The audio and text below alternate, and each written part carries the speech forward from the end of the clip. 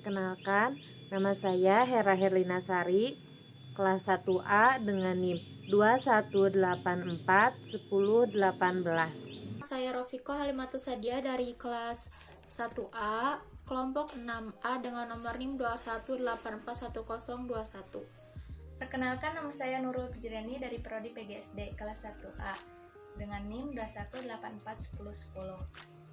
Perkenalkan, nama saya Salma Hoirunisa dengan NIM 210410. Pengetahuan ahli. Pengetahuan ahli kadang-kadang disebut sebagai pengetahuan materi pelajaran, yang berarti pengetahuan yang sangat baik tentang disiplin.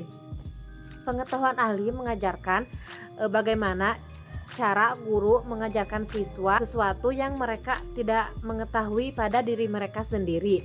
Yang kedua yaitu pengetahuan konten pedagogis. Pengetahuan konten pedagogis mendekati bagaimana cara efektif mengerjakan disiplin tersebut. Pengetahuan ahli maupun pengetahuan konten pedagogis sangat diperlukan untuk guru supaya guru tersebut mengetahui bagaimana struktur disiplin siswa dan digunakan untuk mengevaluasi kemajuan siswa dalam pelajaran. Saya akan menjelaskan tentang reading atau membaca. Dibagi menjadi 4 bagian. Yang pertama yaitu model perkembangan dari membaca, yang kedua pendekatan untuk membaca, yang ketiga kognitif pendekatan, dan yang keempat pendekatan konstruksi sosial. Yang pertama yaitu model perkembangan dari membaca. Menurut Chal pada tahun 1979, keterampilan membaca berkembang dalam 5 tahap. Yang pertama yaitu tahap 0, dari sejak lahir sampai kelas 1 SD. Anak-anak menguasai beberapa persyaratan untuk membaca. Banyak yang mempelajari urutan kiri dan kanan pembacaan, cara mengidentifikasi huruf alfabet, dan cara menuliskan nama mereka. Yang kedua yaitu tahap 1, yaitu pada kelas 1 sampai kelas 2. Banyak anak mulai membaca. Mereka melakukannya dengan belajar menyuarakan kata-kata. Dalam tahap ini, mereka juga menyelesaikan pencarian nama dan bunyi huruf. Yang ketiga yaitu tahap 2, dari kelas 2 sampai kelas 3. Anak-anak menjadi lebih fasih dalam mengambil kata-kata, individu, dan keterampilan membaca lainnya. Namun pada tahap ini, membaca masih belum banyak digunakan untuk belajar. Tuntutan mekanis untuk belajar membaca sedemikian beratnya sehingga anak-anak memiliki sedikit sumber yang tersisa untuk mengolah isinya. Yang keempat yaitu tahap 3, dari kelas 4 sampai kelas 8. Anak-anak menjadi semakin mampu untuk mendapatkan informasi baru dari hasil cetak. Perubahan dari tahap 2 ke tahap 3 mencakup pergeseran dari belajar membaca menjadi membaca untuk belajar. Pada tahap 3, anak-anak masih kesulitan memahami informasi yang disajikan dari berbagai perspektif dalam cerita yang sama. Yang terakhir, tahap 4, yaitu masa SMA. Beberapa siswa menjadi pembaca yang kompeten. Mereka mengembangkan kemampuan untuk memahami materi yang ditulis dari perspektif berbeda. Hal ini memungkinkan mereka terlibat dalam relasi kesusastraan, sejarah, ekonomi, dan politik yang kadang-kadang lebih rumit. Yang kedua, pendekatan untuk membaca. Para pakar pendidikan dan bahasa terus berdebat tentang bagaimana anak-anak harus belajar membaca. Saat ini, debat berfokus pada pendekatan fonik dibanding dengan pendekatan bahasa utuh. Pendekatan fonik menekankan bahwa membaca instruksi harus berfokus pada fonik dan aturan dasar untuk menerjemahkan simbol tertulis menjadi bunyi. Sebuah penelitian baru-baru ini menyingkapkan bahwa program fonik berbasis komputer meningkatkan keterampilan membaca siswa kelas 1. Sebaliknya, pendekatan bahasa seluruh menekankan bahwa membaca instruksi hendaknya mengikuti pembelajaran bahasa alami anak-anak. Bahan bacaan hendaknya utuh dan bermakna, yaitu anak-anak harus diberi bahan dalam bentuknya yang lengkap, seperti cerita dan puisi, sehingga mereka belajar untuk memahami komunikasi bahasa.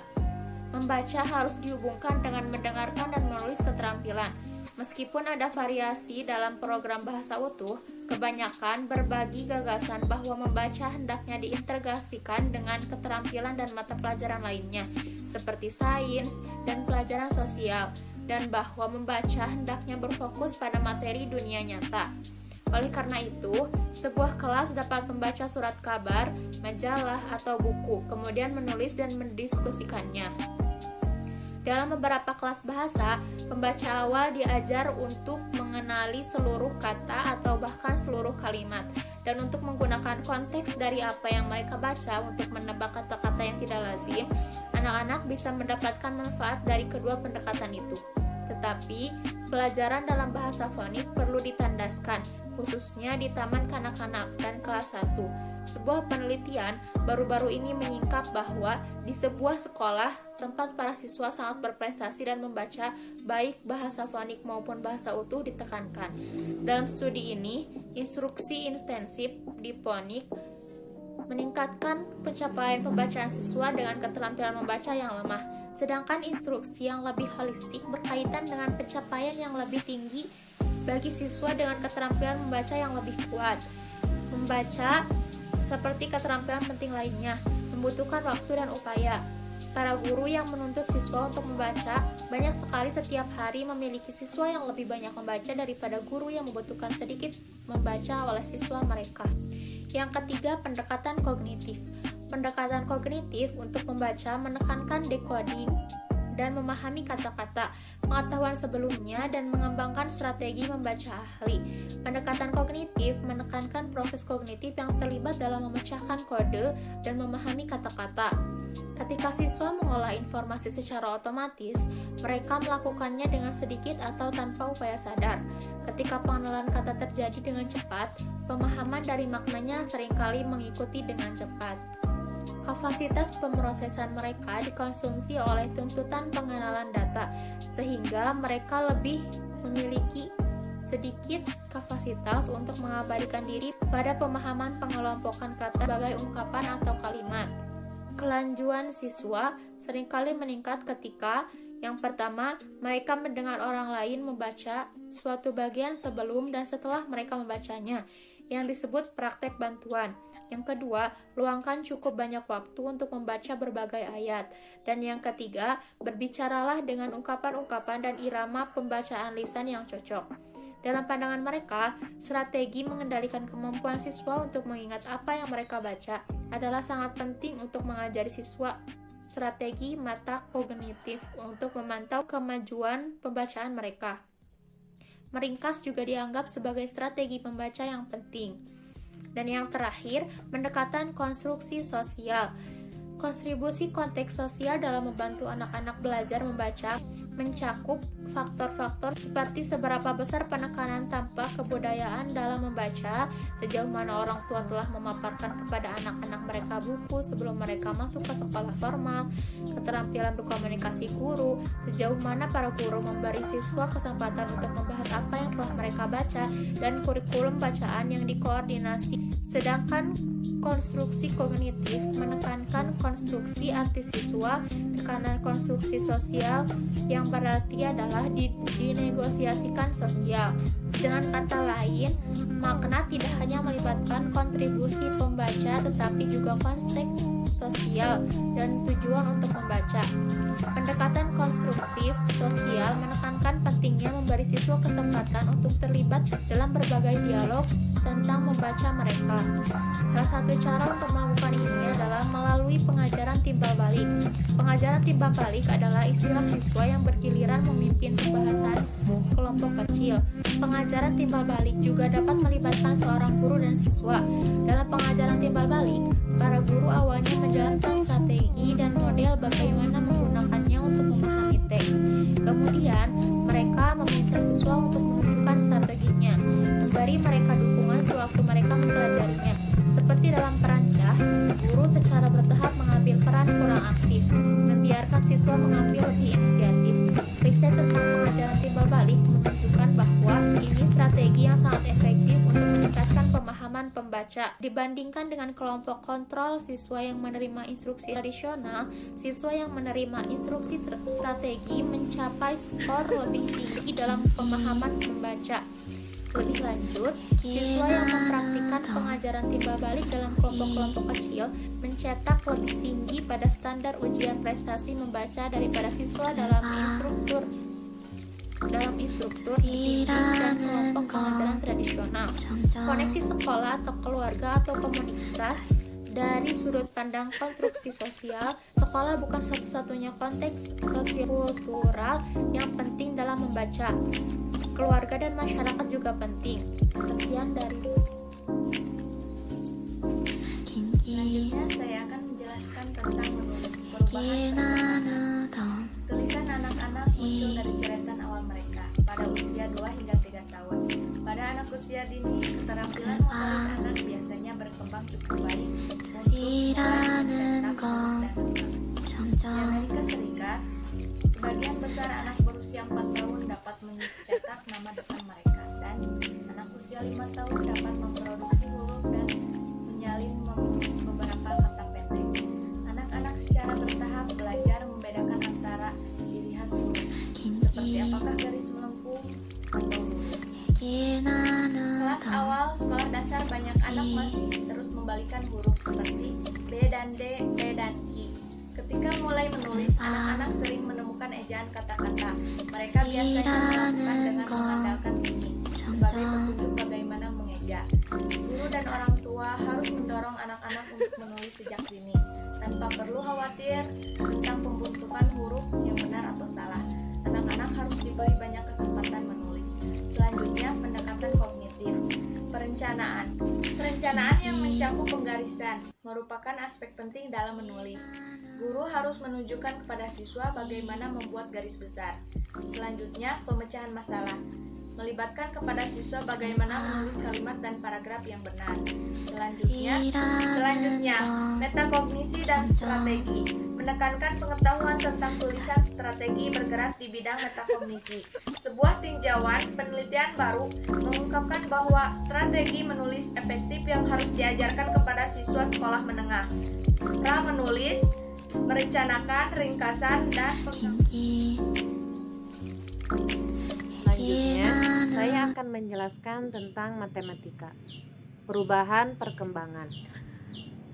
Dewan Nasional Guru Matematika telah memberikan survei untuk semua tingkatan kelas dimulai dengan TK sampai dengan kelas 2. Sebagian besar taman kanak-kanak dari keluarga menengah dari keluarga berpenghasilan menengah dapat menghitung jumlah objek secara akurat dalam satu set dan dapat menambahkan dan mengurangi angka digital, mengetahui budak relatif nomor single digit.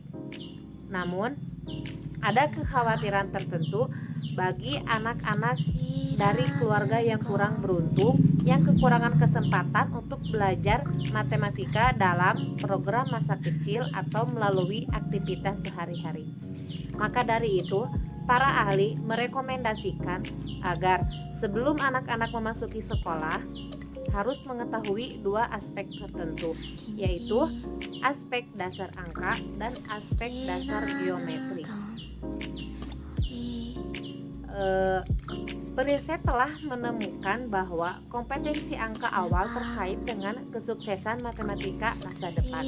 Dalam analisis 6 studi longitudinal, matematika sekolah adalah satu dari 3 prediktor kunci, bersamaan dengan kemampuan membaca dan perhatian.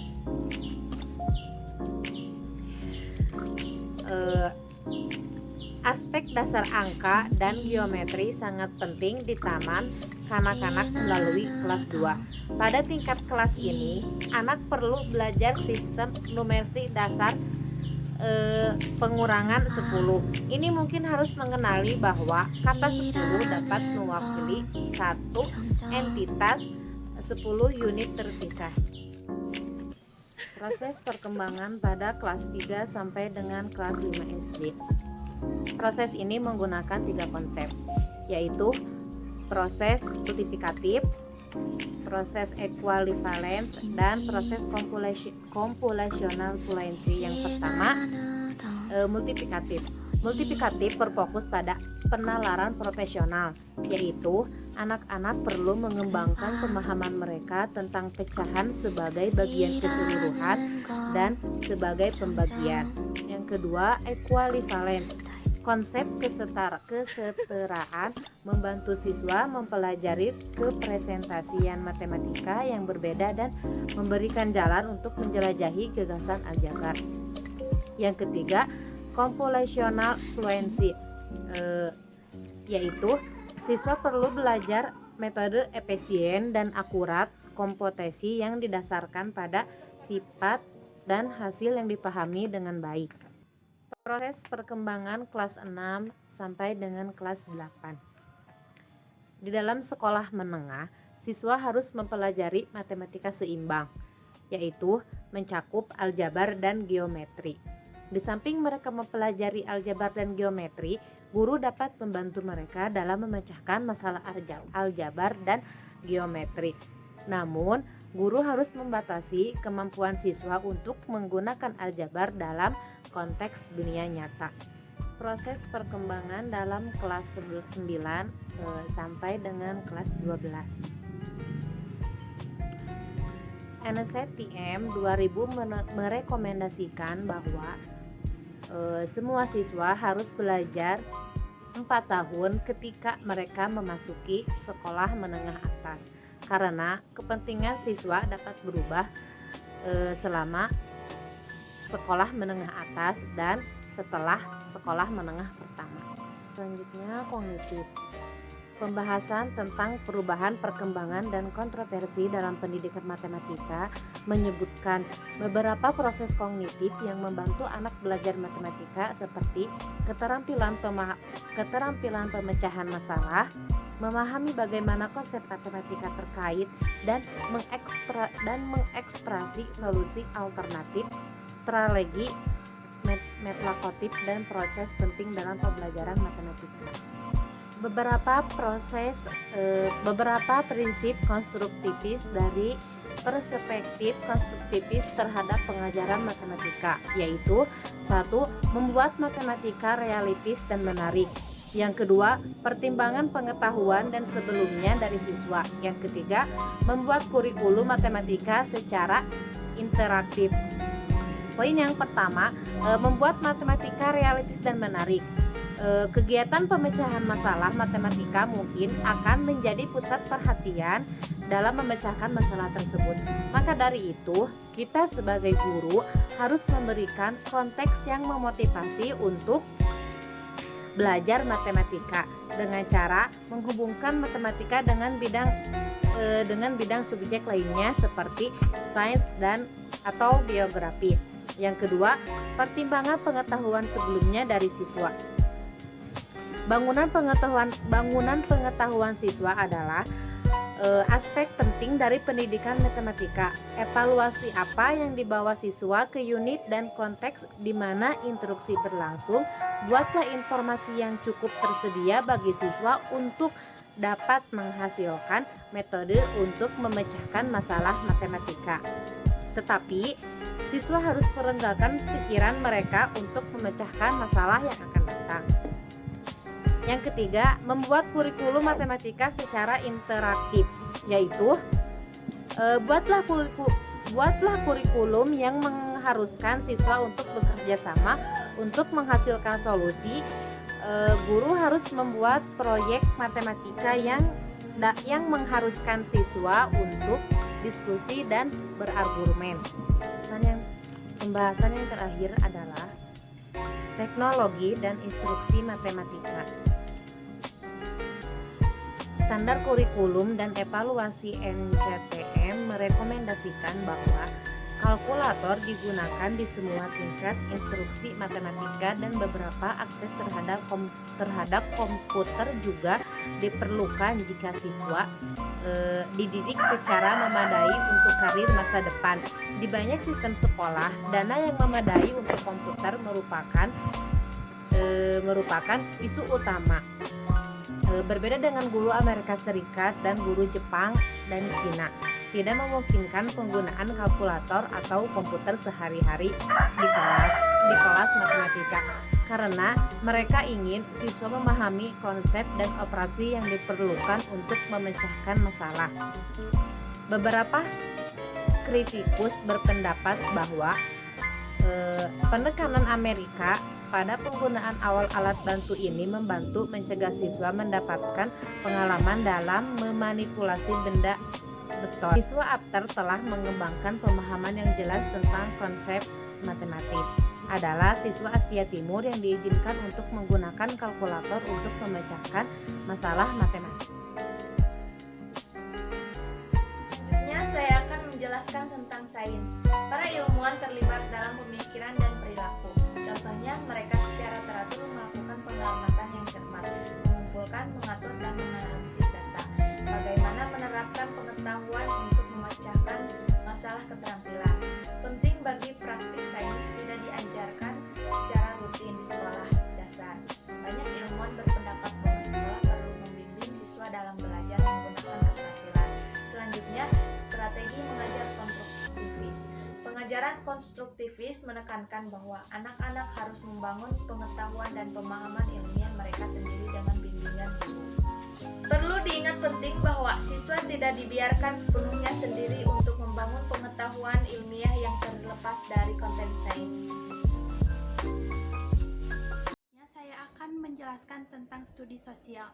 Secara umum, bidang studi sosial disebut juga sebagai ilmu pengetahuan sosial yang berusaha untuk mempromosikan kompetensi kewarganegaraan.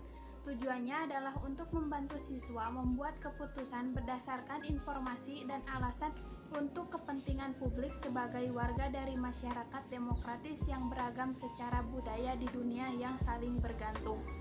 Sedangkan di sekolah, pengajaran IPS mengacu pada disiplin ilmu seperti antropologi, ekonomi, geografi, sejarah, hukum, filsafat, ilmu politik, psikolog, agama, dan sosiologi. Di sekolah dasar, anak-anak sering mempelajari IPS yang terintegrasi dalam beberapa disiplin ilmu. Sedangkan di sekolah menengah dapat berupa interdisipliner seperti pelajaran sejarah yang diambil dari geografi, ekonomi, dan politik. Dewan Nasional untuk Ilmu Sosial menekankan bahwa ada 10 tema yang harus ditekankan dalam ilmu sosial. Yang pertama, waktu, kontinuitas, dan perubahan. Topik ini membantu siswa untuk memahami akar sejarah mereka dan menempatkan diri mereka dalam waktu dan membantu siswa untuk mengeksplorasi pertanyaan-pertanyaan seperti bagaimana saya terhubung dengan masa lalu ataupun bagaimana pengalaman pribadi saya dapat dilihat sebagai bagian dari kisah manusia yang lebih besar sepanjang waktu. Pembahasan ini biasanya muncul dalam pembelajaran sejarah. Pembahasan ini bukan hanya sekadar mengajarkan sejarah sebagai daftar fakta yang harus dihafal, tetapi juga membimbing siswa dalam menganalisis dan merefleksikan tentang peristiwa sejarah.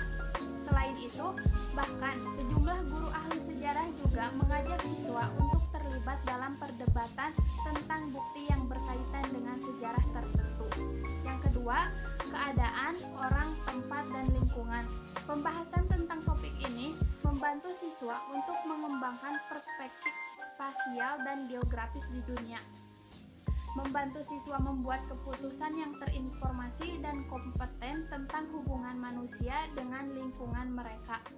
Sedangkan di sekolah, tema ini biasanya muncul dalam satuan dan mata pelajaran yang berkaitan dengan geografi.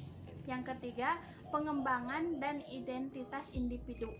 Perlu diketahui, identitas pribadi seseorang siswa dibentuk oleh budaya, kelompok, dan institusi. Siswa dapat mengeksplorasi pertanyaan seperti siapa saya, bagaimana orang belajar, berpikir, dan berkembang, dan bagaimana cara orang memenuhi kebutuhan mereka dalam berbagai konteks. Di sekolah, tema ini biasanya muncul dalam mata kuliah yang berfokus pada psikolog dan antropologi. Yang keempat, Individu, kelompok, dan institusi siswa perlu belajar tentang cara memainkan peran integral dalam kehidupan masyarakat. Di sekolah, tema ini biasanya muncul dalam pembelajaran sosiologi, antropologi, ilmu politik, dan sejarah. Yang kelima, kekuasaan, wewenang, dan pemerintahan. Topik ini dapat membantu siswa mengeksplorasi pertanyaan seperti apa itu kekuatan dan apa bentuknya, bagaimana orang mendapatkan kekuasaan, menggunakannya, dan membenarkannya. Tema ini biasanya muncul dalam pembahasan yang berfokus pada pemerintahan, ilmu politik, sejarah, dan ilmu sosial lainnya. Yang keenam, produksi, distribusi, dan konsumsi. Terkadang, orang-orang memiliki kebutuhan dan keinginan yang melebihi sumber daya yang tersedia bagi mereka. Sehingga, pertanyaan-pertanyaan seperti apa yang akan diproduksi, bagaimana produksinya, menjadi pertanyaan bagi sebagian orang. Karena teknologi terus berkembang, kemajuan baru dapat memungkinkan siswa di seluruh dunia untuk berkomunikasi melalui konferensi video, melalui internet, dan membantu mereka menemukan jawabannya. Di sekolah, tema ini biasanya muncul pada mata pelajaran ekonomi. Yang ketujuh, ilmu pengetahuan, teknologi, dan masyarakat. Kehidupan modern seperti yang kita ketahui tidak mungkin terjadi tanpa teknologi dan ilmu pengetahuan yang mendukungnya. Namun, teknologi menimbulkan banyak pertanyaan seperti apakah teknologi baru selalu lebih baik? Bagaimana orang dapat secara efektif mengatasi kemajuan teknologi yang pesat? Pertanyaan seperti ini akan muncul dalam pembahasan yang melibatkan sejarah, geografi, ekonomi, kewarganegaraan, dan pemerintahan. Yang ke-8, koneksi global. Realitas meningkatnya saling ketergantungan antar bangsa membutuhkan pemahaman tentang bangsa dan budaya di seluruh dunia. Konflik antara prioritas nasional dan global dapat melibatkan perawatan kesehatan, pembangunan ekonomi, kualitas lingkungan, hak asasi manusia universal, dan agenda lainnya. Tema ini biasanya muncul dalam suatu pembelajaran yang melibatkan geografi, budaya, ekonomi, dan ilmu sosial. Yang ke-9, cita-cita dan praktik kewarganegaraan. Memahami cita-cita sipil dan praktik kewarganegaraan penting untuk partisipasi penuh dalam masyarakat, sehingga siswa memusatkan perhatian pada pertanyaan-pertanyaan seperti apa itu partisipasi masyarakat dan bagaimana siswa bisa terlibat. Di sekolah, tema ini biasanya muncul dalam pembelajaran melibatkan sejarah, ilmu politik, dan antropologi. Dan yang ke-10, budaya. Studi budaya mempersiapkan siswa untuk bertanya dan menjawab pertanyaan seperti bagaimana budaya serupa dan berbeda, dan apa yang terbaik di sekolah. Tema budaya biasanya muncul dalam suatu pembelajaran yang berfokus pada geografi, sejarah, dan antropologi, serta topik multikultural yang melintasi kurikulum. Apabila seorang guru dapat menekankan tema ini dalam suatu pembelajaran, maka dengan demikian dapat membantu para siswa mendapatkan jawaban dengan sendirinya. Selanjutnya, saya akan membahas mengenai pendekatan yang dilakukan oleh guru dalam membahas ilmu sosial. Seperti yang kita lihat, banyak kelas IPS yang masih melakukan pendekatan menggunakan cara tradisional, seperti menggunakan satu buku teks dengan guru mengajar dan mengendalikan strategi tanya jawab. Padahal, untuk saat ini, para pengajar dapat menggunakan pendekatan konstruktivis. Pendekatan konstruktivis merupakan salah satu pendekatan pembelajaran yang melibatkan partisipasi siswa lebih aktif dibandingkan partisipasi guru.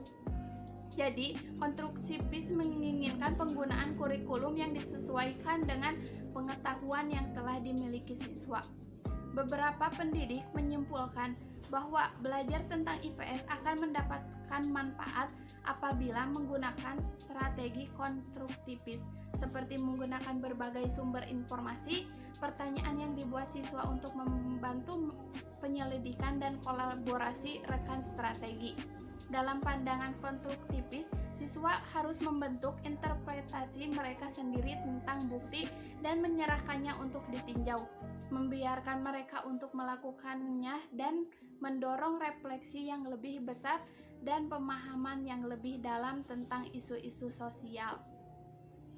Pendekatan konstruktivis juga menekankan kebermaknaan studi sosial. Siswa juga akan merasakan manfaatnya ketika apa yang dipelajari dalam ilmu sosial berguna baik di dalam maupun di luar sekolah. Pembelajaran yang bermakna sering terjadi ketika interaksi kelas berfokus pada pemeriksaan berkelanjutan dari beberapa topik penting daripada cakupan yang dangkal dari banyak topik. Pendekatan konstruktivis untuk studi sosial juga menekankan pentingnya berpikir kritis tentang nilai-nilai. Dari perspektif konstruktivis, guru membimbing siswa untuk mempertimbangkan etika topik dan mengatasi isu-isu kontroversial daripada langsung memberi tahu siswa apa yang etis.